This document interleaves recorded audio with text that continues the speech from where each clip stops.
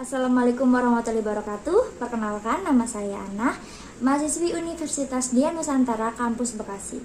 Pada kesempatan kali ini, saya ingin menyampaikan isi tugas besar terkait dengan tugas PR dalam menangani isu di suatu perusahaan. Dalam hal ini, saya mengambil contoh isu boikot dan gagapnya PT Sari Roti, serta bagaimana sikap seorang PR dalam menanganinya. Salah satu fungsi utama PR adalah memberikan klarifikasi atas isu yang beredar di masyarakat, utamanya tentu isu negatif yang merugikan perusahaan.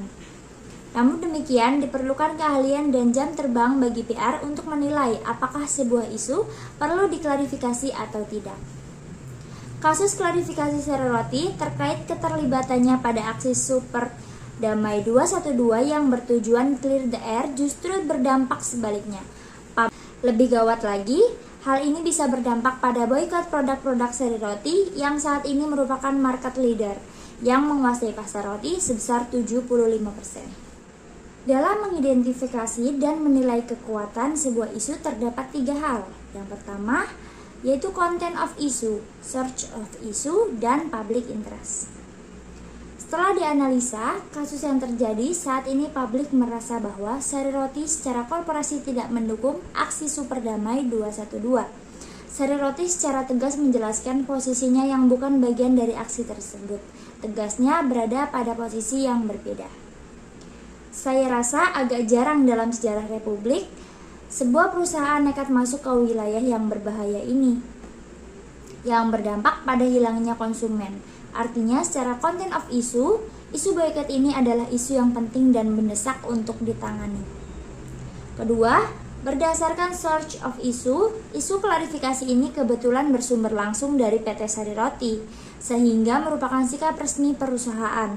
Adapun isu boikot bersumber langsung dari umat Islam peserta aksi Super Damai 212 dan juga sebagian adalah konsumen dari Sari Roti. Artinya, search of issue adalah sumber yang relatable, layak untuk dipercaya. Ketiga adalah hal yang tidak kalah penting, yaitu sejauh mana publik membeli isu boikot ini. Artinya, betapapun kuatnya content of issue dan kredibilitas sumber isu tidak akan berpengaruh jika publik tidak peduli dengan isu boikot yang dilontarkan. Seperti yang kita tahu bahwa Sari Roti saat ini sampai pada point of return. Klarifikasi sudah dikeluarkan dan publik meradang. Sari Roti sebuah nama yang tadinya tiada di antara nama yang bermunculan di antara aksi 212 kini sudah menjadi trending topic.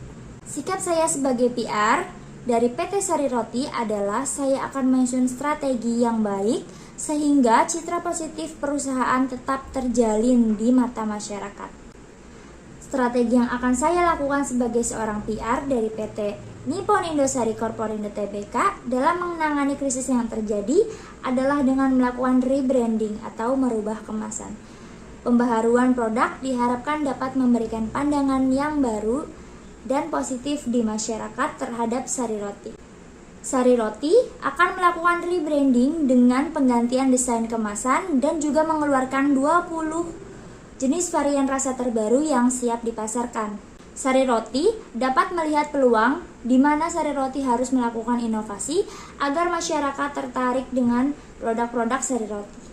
Dengan melakukan rebranding yang dilakukan oleh Sari Roti, terbukti berhasil dan naiknya kembali penjualan dari Sari Roti. Selain itu, nama Sari Roti di masyarakat juga akan semakin melejit. Selain melakukan rebranding, PT Sari Roti juga akan mengadakan kegiatan sosial seperti penyuluhan gizi kepada anak-anak di berbagai sekolah mengenai pentingnya sarapan sehat serta pengobatan gratis.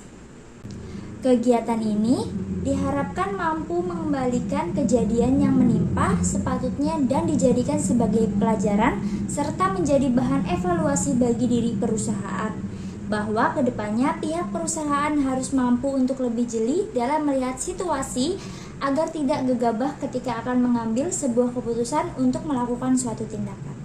Mungkin itu saja yang bisa saya sampaikan, kurang lebihnya mohon maaf. Wabillahi taufiq wal hidayah. Assalamualaikum warahmatullahi wabarakatuh.